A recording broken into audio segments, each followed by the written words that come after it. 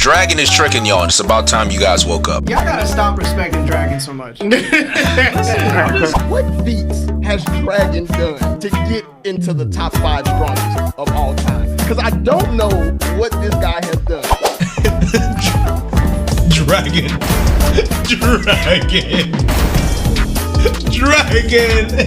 Everyone's look at Ace, Kuma, and this Vegapunk with a hole in his chest. And he's running. Look at Dragon. Look at him, bro. You think he's wrong? Look at him. Look at the way he said that. This nigga look. In over 1,100 chapters of One Piece, Monkey D. Dragon has appeared on screen fewer times than you can count on one hand.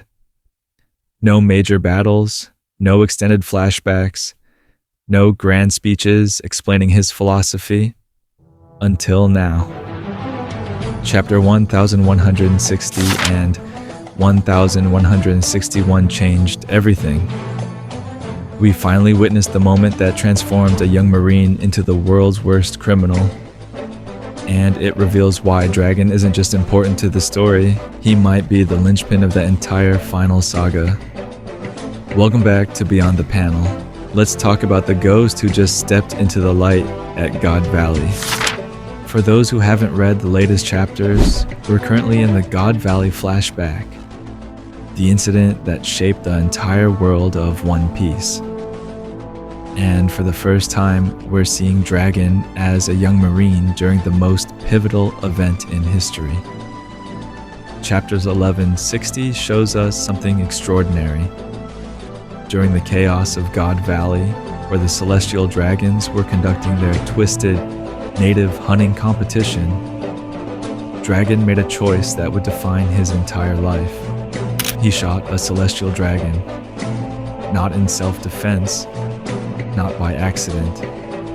He deliberately tranquilized one of the so-called gods of the world to protect an innocent person, Bartholomew Kuma, from being murdered for sport. He also saved Shanks and Shamrock during the chaos. Think about the weight of that moment. Dragon was a Marine, the son of Garp, the hero of the Marines. He was part of the system, serving under the world government. And in that instant, watching the celestial dragons hunt innocent people for sport, he made the decision that would transform him into the revolutionary we know today. This wasn't a gradual disillusionment. This was a breaking point captured in a single action. What we're seeing now recontextualizes everything we know about Dragon. His near absence from the main story isn't just Oda building mystery. It's because Dragon's story has been running parallel to everything else, rooted in this moment at God Valley.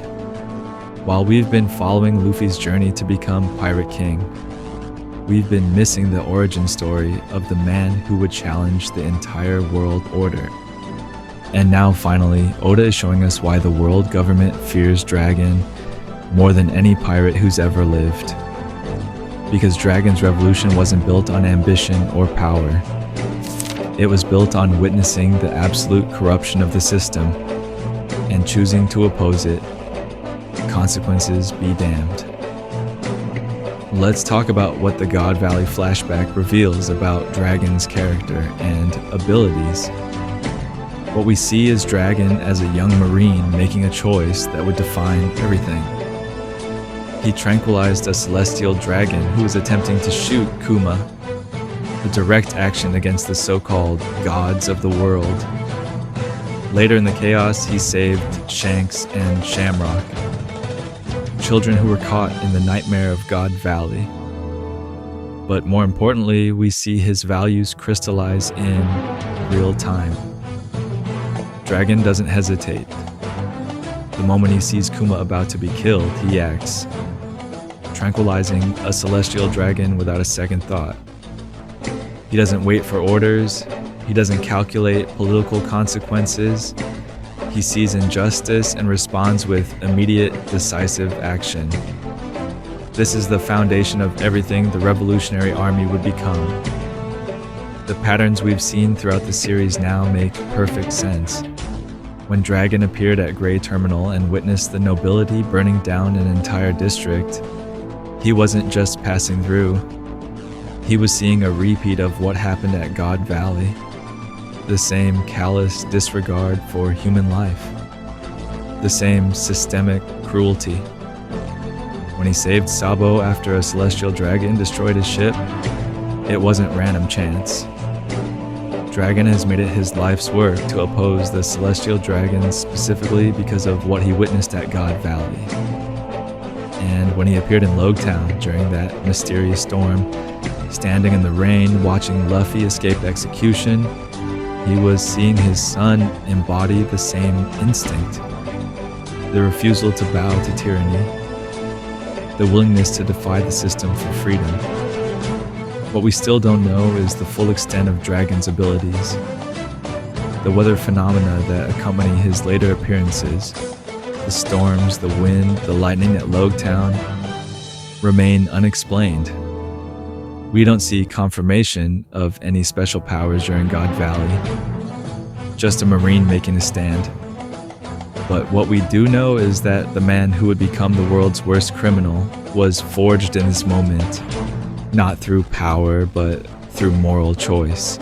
What makes Dragon uniquely dangerous isn't just what he can do, it's what he represents. God Valley showed us the absolute worst of the world government. Celestial dragons hunting innocent people for entertainment, Marines forced to facilitate atrocities, a system so corrupt that it treats human lives as disposable toys for the amusement of the elite. Dragon didn't just walk away from that system. He built an organization specifically designed to dismantle it. The Revolutionary Army isn't a pirate crew seeking treasure or personal freedom. It's a coordinated military and ideological force aimed at overthrowing an 800-year-old regime. And now we understand why Dragon structured it that way. Because he witnessed firsthand that the world government's corruption isn't a few bad actors. It's systemic. It's foundational. Throughout the series, we've seen the Revolutionary Army liberating nations, inspiring uprisings, and building networks of resistance across the world. At the Reverie, Sabo and the commanders declared war on the celestial dragons themselves at Mary Jaws, the Holy Land, the seat of power. This isn't random rebellion. This is Dragon's God Valley trauma transformed into strategic action. He's not just fighting the world government, he's specifically targeting the celestial dragons and the systems that enable their atrocities. And consider his position. Dragon is the son of Garp, who fought alongside Roger at God Valley.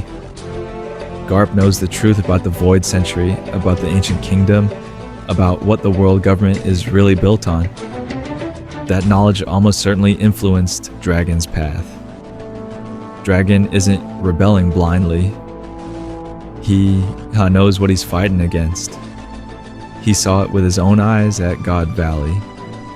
And he likely knows the historical context that explains why the system is the way it is.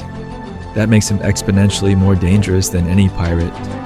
Pirates can be fought, captured, or killed, but a revolutionary who understands the system's true nature, who witnessed its deepest corruption firsthand, and who has spent decades building the infrastructure to oppose it, that's an existential threat.